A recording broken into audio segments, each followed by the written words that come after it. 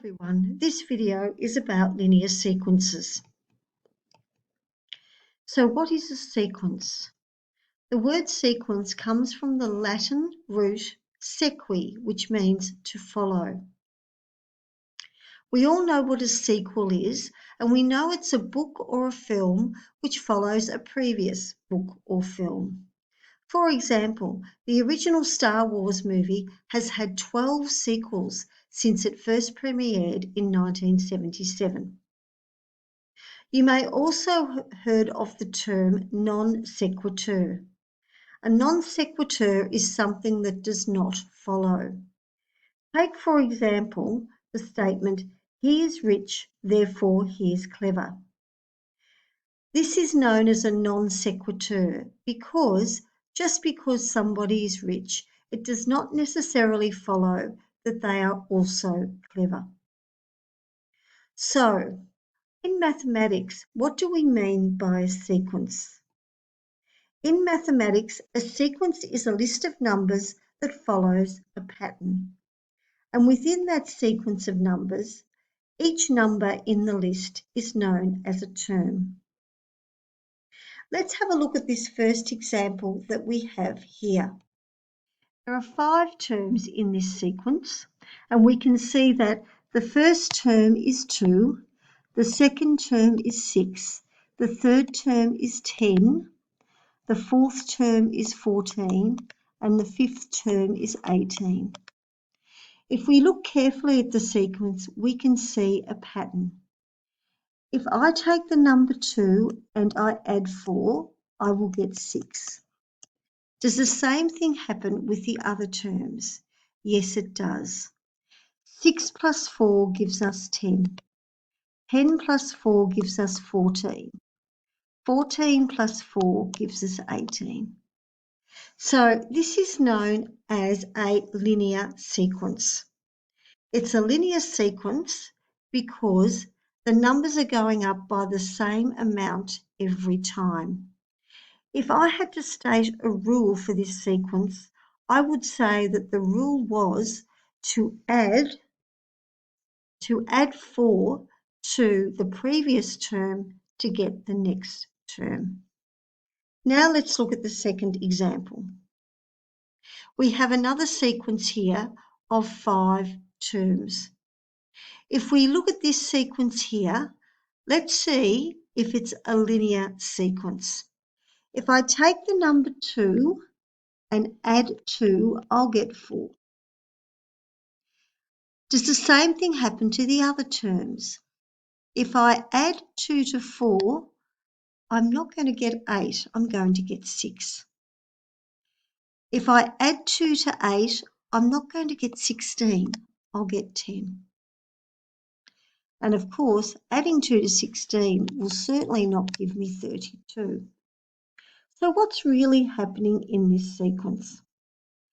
If we look at it another way and see what's happening when we multiply. If I multiply 2 by 2, I get 4. If I multiply 4 by 2, I get 8. If I multiply 8 by 2, I get 16. If I multiply 16 by 2, I get 32. So there is still a pattern here, but it's not a linear pattern. This is known as a non-linear pattern because what's happening is instead of adding a constant amount, I'm multiplying by a constant value, which is known as the ratio. So for this sequence here, I would say my ratio is 2 because I am doubling each number to get the next number, and it is a non-linear sequence. Now, let's look at example 3. Let's see if this is a linear sequence. If I add to 1, 2, I get 3. If I add 2 to 3, I will not get 6. This time I'm adding 3 to get 6. Then I add 4 to get 10. Then I add 5 to get 15. So we can see that each number is going up by a different amount each time. So it is certainly not linear. It's non-linear.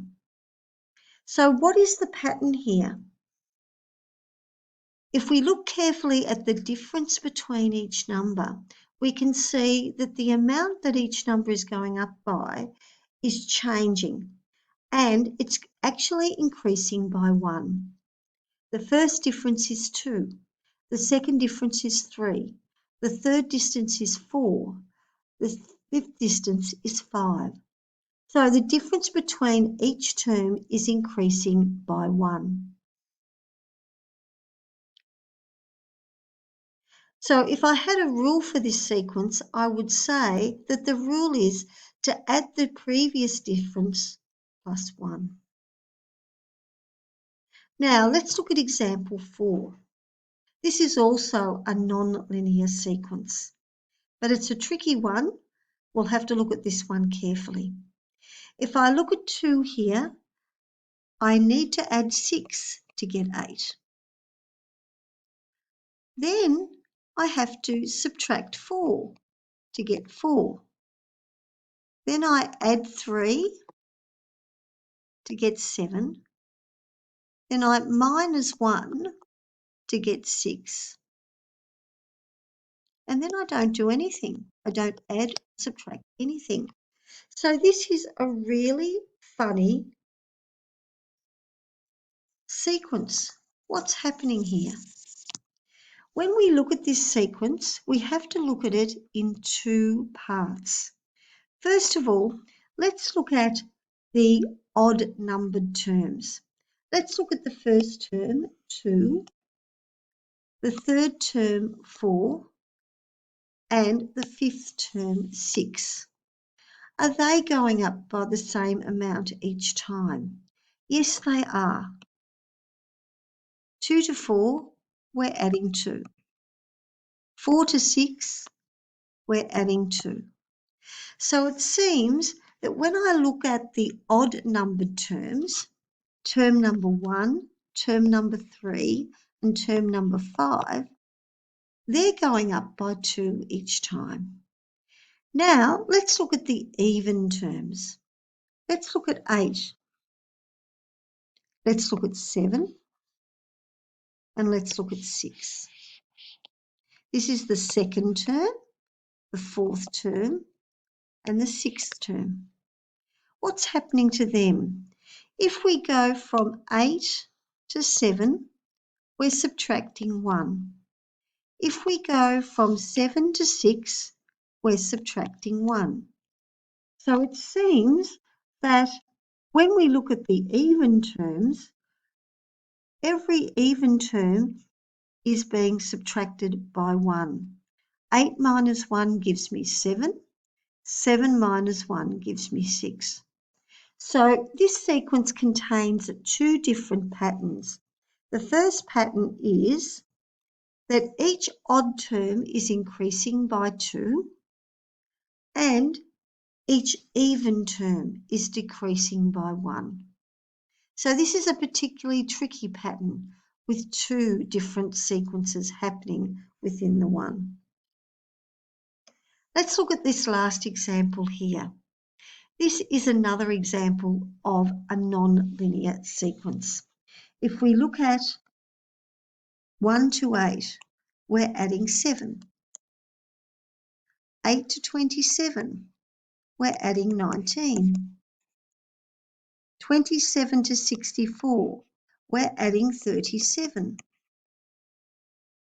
64 to 125, we're adding 61.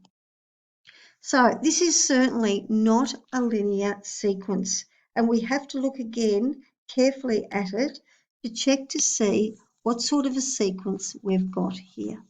There is a pattern here. Can you see it? This sequence is made up of special numbers, numbers which have special properties. You've done them before in our unit on whole number 1. All of these numbers here are the first 5 cube numbers. For example, 1 cubed is equal to 1. 2 cubed is equal to 8. 3 cubed is equal to 27. 4 cubed is equal to 64.